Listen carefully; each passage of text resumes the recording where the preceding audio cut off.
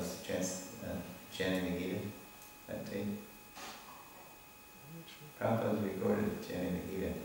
Jamuna recorded it in John Lennon's place in September '69, August, September. But then when she was in Vrindavan, she lost the second half of the recording, therefore you can only have it up to chapter 11, text 25 or 26. When I was memorizing the Gita as a brahmachari years ago, I was using Prabhupada's tape as a kind of pacer. You know, it could be like, it's like in running, they have somebody pacing the pack, in training. So Prabhupada was my mentor, my pacer for learning the verse. You know, I had a cassette tape. But then all of a sudden it stopped.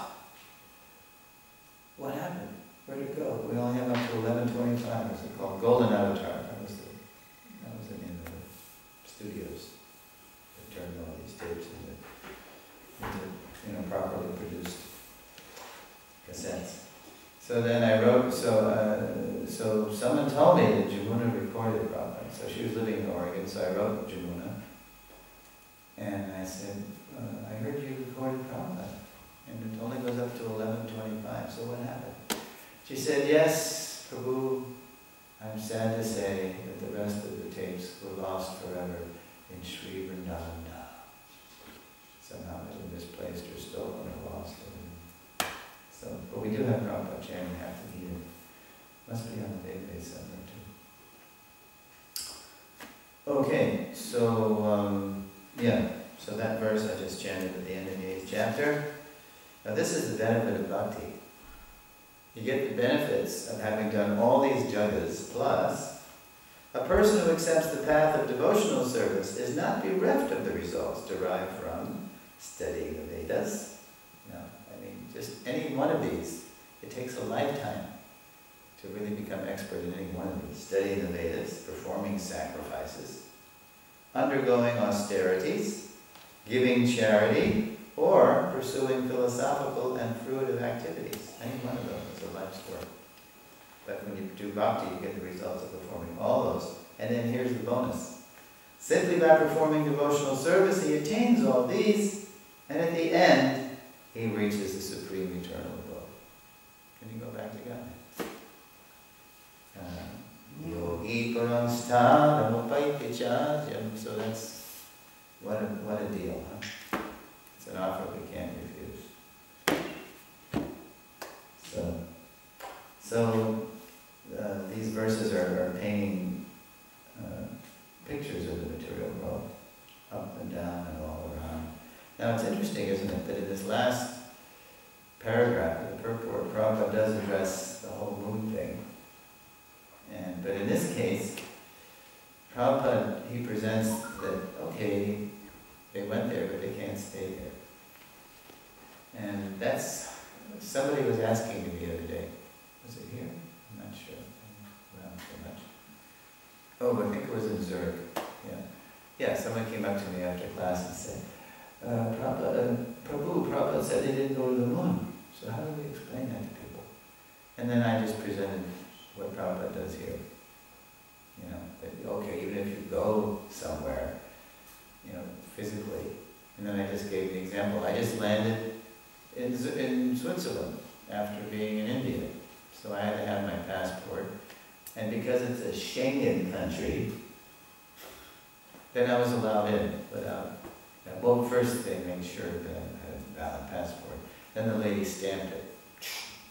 You have 90 days in the Schengen area.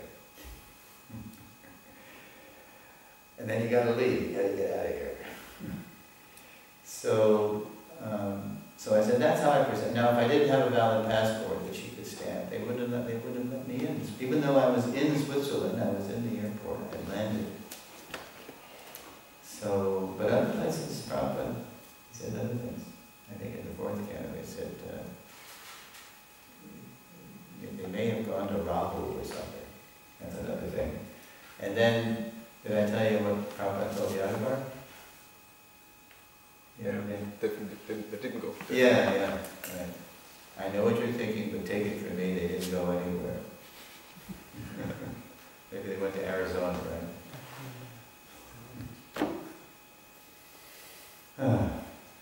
But yeah, it's because Prabhupada does say different things at different times. We have to judge what's the most appropriate answer for our audience. So that's kind of an easy way for me to.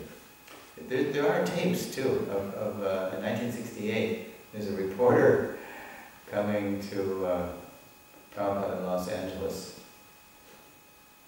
Yeah, interviewing him about going to the moon, because he heard me say you can't go to higher planets, you can't go to other planets. So Prabhupada, he's just taking a very hard line. He says, yes, it's a heavenly planet, it's Chandraloka, and you can't go there. You simply can't go there by your gross mechanical contrivances. So the man was saying, but what if they did go there? And Prabhupada said, no, I'm sorry, you can't go there. You can't go. And Prabhupada was very hard with it, very firm. And then the guy kind of left. He left. And then some years later, after most of the world was convinced they did go, he came back to find out what the Swami had to say now. He was in LA. And what did Prabhupada say? See, I told you they didn't go. And the guy's totally mystified. What do you mean they went?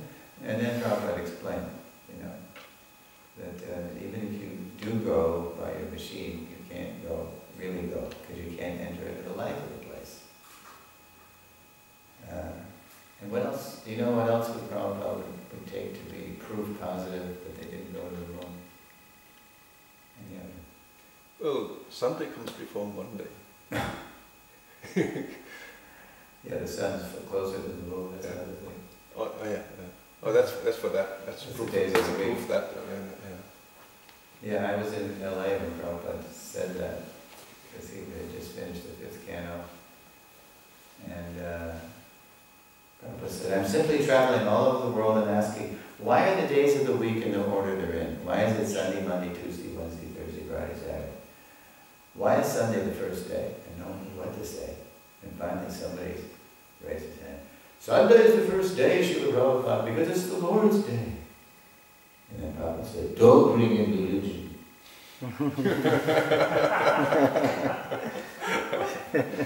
He wanted a scientific answer. The sun is before moon. Anyway. Yeah.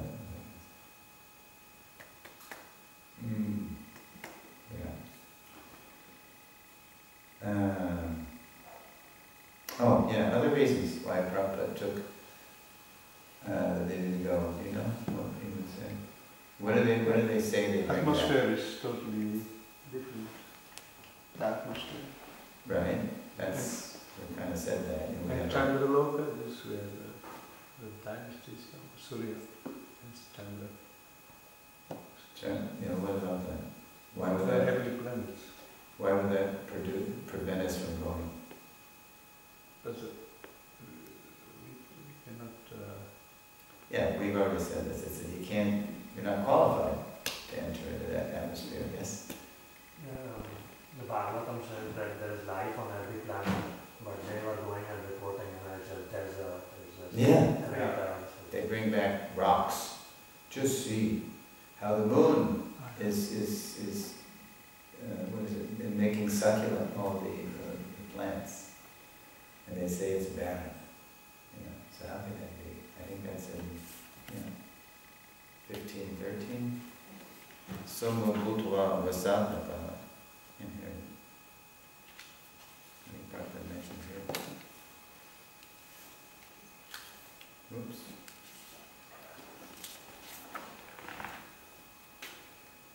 Yeah. Okay. 1512. Somo.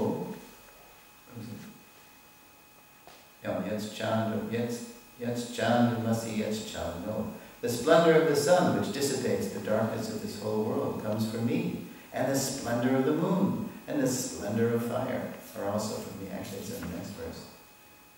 Yeah. Because moon is mentioned again as, sometimes it's Chandra, sometimes it's Shashi, sometimes it's Somo. Gama Vishichabhutani Dharayamya Hamojasa Pushnami Chosadhik Sarva Somo bhutva rasatmakaha. I enter into each planet, and by my energy they stay in orbit. I become the moon, and thereby supply the juice of life to all vegetables. Let's see what Prabhupada says about that.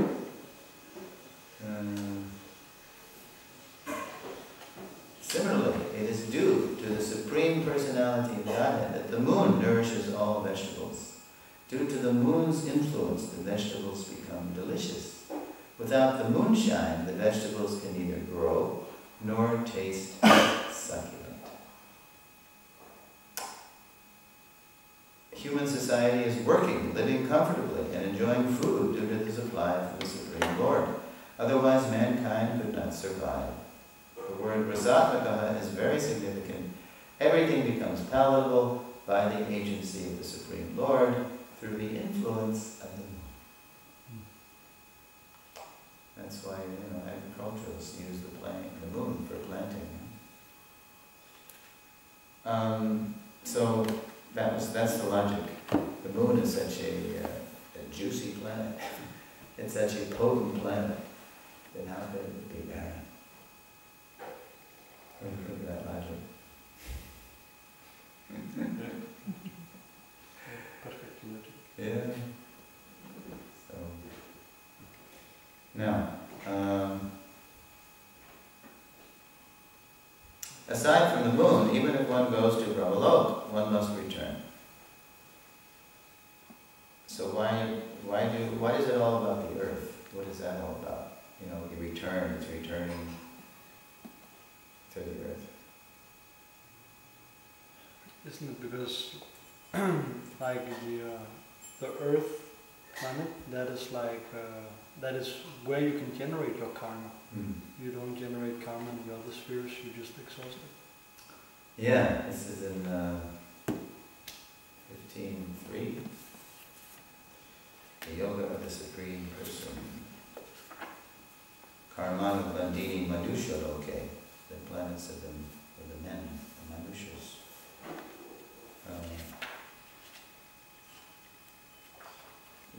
First is describing the banyan tree of this material world. And then he says, it's 15.2. The branches of this tree extend downward and upward, nourished by the three modes of material nature. The twigs are the objects of the senses. This tree also has roots going down. So the real root is coming from Brahmalok, Prabhupada says. And these are bound to the fruitive actions of human society. But then there's secondary roots, just like the banyan trees drop these other roots. In the backyard of the temple in Honolulu, they have the largest banyan tree of its kind, of its variety, on the island of Oahu. It's this massive tree. And every once in a while we have to trim it so it doesn't start encroaching on the neighbor's yard. So it's dropping these secondary roots. Let's see.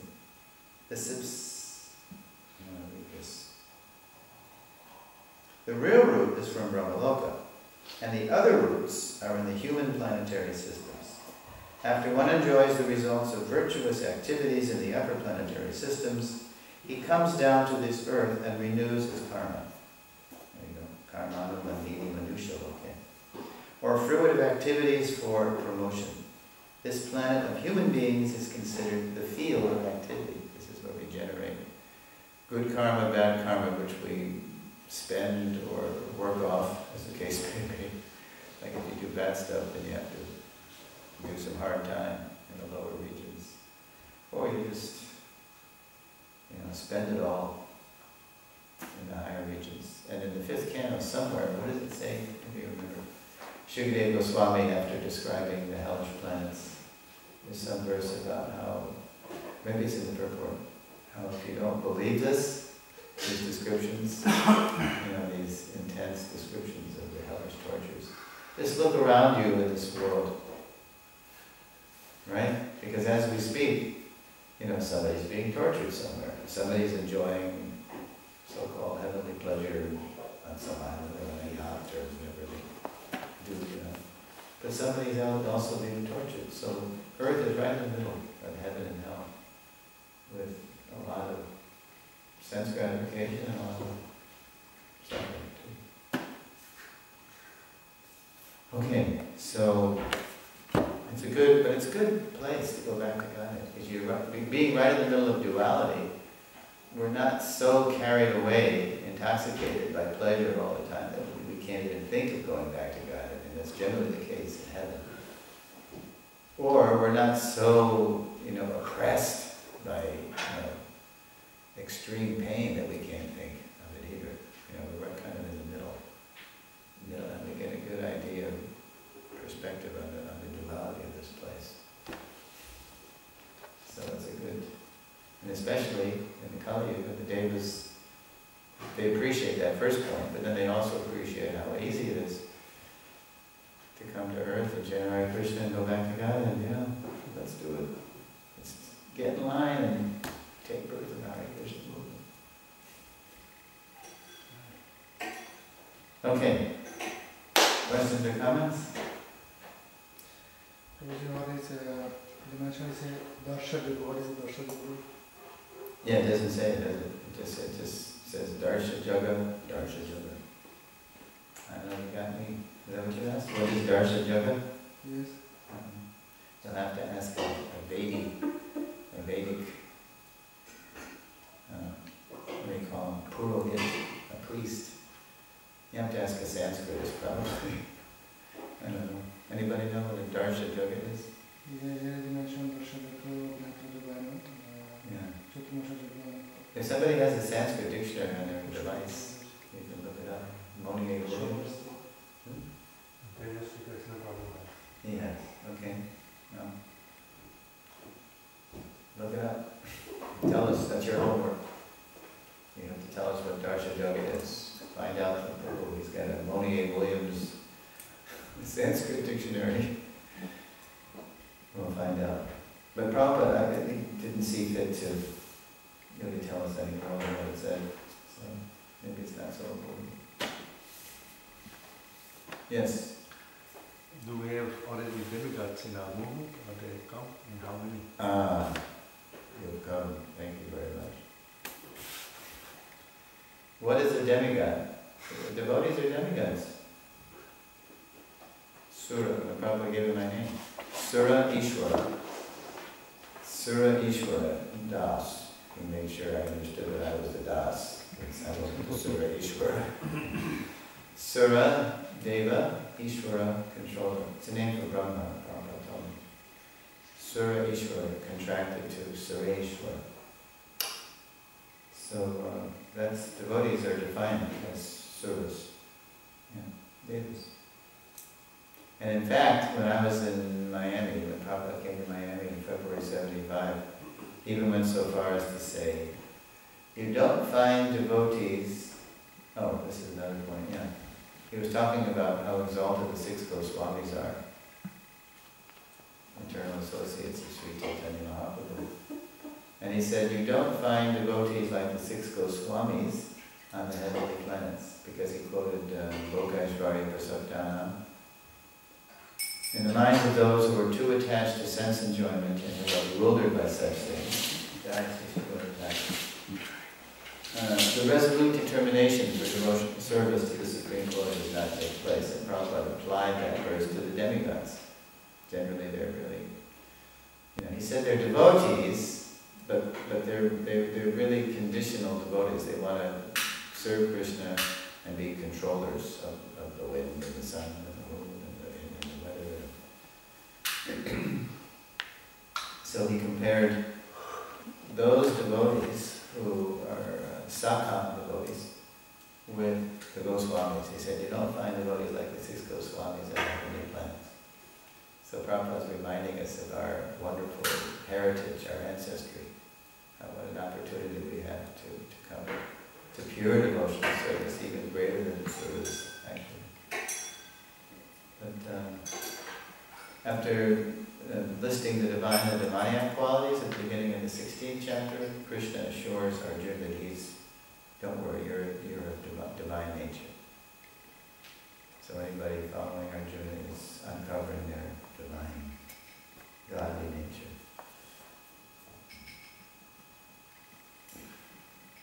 Yeah. Can you explain where actually, I want to hear from, where the Christians go when they sincerely worship Jesus Christ, and some are vegetarian, there is a lot of devotion there. There is some Well, Nagarjuna Prabhupada talks about how Brahmaloka, or Satyaloka, is another name for Brahmaloka, is a planet sometimes called the planet of the Messiahs. And even when I was on this morning walk in Miami, my first morning walk, right at the end of the walk, a devotee called out kind of an off-the-wall question, just sort of a P.S. He said, Prabhupada, it says in the Bible, Jesus says, I am the Alpha and the Omega. I am the beginning and the end. Could Lord Jesus be a pastime of Lord Brahma? So Prabhupada didn't say anything. And then as he was getting in the car, he muttered something, but only Shruti Kirti heard him. So when Shruti Kirti closed the car door and came back in our car to sit with us, we said, what did Prabhupada say? And Shruti laughed and he said, oh, Prabhupada just said, why not? Why not? So who is Lord Brahma in Chaitanya Lila? Haridas Thakur. Yeah. But anyway, Prabhupada mentions planet of the Messiahs, which Jesus is referred to as the Messiah. So they can come down and help us people. He just brings us, he cannot directly bring to the spiritual, even one stage higher. What am I to say? As the Pope said about the gays, who am I to judge? Pope Francis? I don't know. I mean, some of these Christians, the real sincere ones, they're really advanced. But Jesus himself said, more I have to tell thee, but your ears could not bear it now. So there's more to tell. And the point that Prabhu said, demigod is still a higher level because Christianity is still impersonal. There's no definition of God. Well, yeah. Yeah, by and large, that's true. But again, you go to the mystics, they are intuiting a lot. They're getting a lot of mercy. If you read Saint Teresa of Avila or Saint John of the Cross, Saint Therese of Lisieux, they're pretty advanced. Coming out of, and this is interesting, right at the time of Sri Chaitanya Mahaprabhu, who was introducing the higher rasas in India. He was introducing, according to Kaviraj Goswami, Ujjvala Rasam, what no incarnation has ever offered before, the most sublime and radiant spiritual knowledge of the mellow taste of his service, the mellow conjugal love. Well, a few years later, in Europe, when Avila, Saint Teresa of Avila, and Saint John of the Cross were living, and they were contemporaries, they were actually friends. Not boyfriend, girlfriend, they were. And what they shared was an intuition, a sense, that you could have a conjugal relationship with God. They were intuiting that. And it's from those times that I think to this day, when nuns take their vows, they become the bride of Christ. They have to. Right? The Catholic, Yeah. So we have to be careful of painting anybody with the same brush. Even all Krishnas or all Buddhists or anybody. So, but by and large, it is so distant and vague that it's practically impersonal. But Christ can communicate a lot to sincere people. So. You were saying, or Yadav was saying yesterday to Tom, that Jesus directed him to Krishna. Remember that? Yeah. My first wife also credited the Blessed Mother, the Virgin Mary, in her suffering. Please direct me. And the Virgin Mary came to her in a vision, and said, you will soon meet some very holy people, and you must join them. And in also Tom Woodward yesterday, he appreciated actually how Christians is a personal religion, because he has also the idea that he has a personal God. Of course, It's it kind of might be vague when it comes down to it, but at least he knows it's a person who's behind. So. Yeah, I don't know. Who knows? But there's so many different kinds of. They don't get the oneness and the difference of the Trinity. They think some Christians think Jesus is God, some think he's not God. That's funny. It's kind of mixed up because they don't really have very clear philosophy. They have a lot of good feeling, right? The problem is that religion without philosophy is sentiment, and it can become fanaticism. And we see that come here with the Crusades and with the jihadis now. You don't have philosophy. It just becomes like fanaticism. But they say that Jesus Christ is God. That is where the Mayavadi demons has hijacked Christianity. In one sense. Well, it's hard to say because I think they can say they can become Jesus, but it's all messed up. Yes.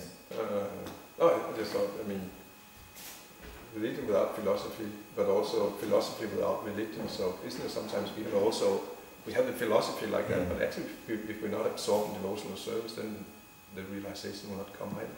Yeah, we just end up being gyanis and speculators. Yeah. And maybe proud that we have all the best knowledge, but actually someone from a different religion who is much more devotional will actually be closer to God. Yeah, you might be closer. Until realization. That's right. Yeah, we'll see this in lesson 9 of the seminar on fictional Prabhupadas. We talk about impersonal misunderstandings of Prabhupada and sentimental misunderstandings. So, stay tuned. Okay, are we done? Tomorrow we'll do text 52, but What? You must get it.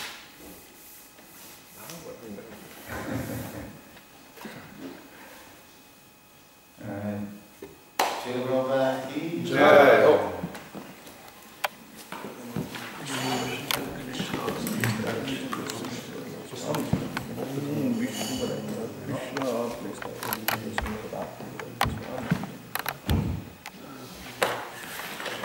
Happy Ekadashi, everybody. Jai. There's more to Ekadashi.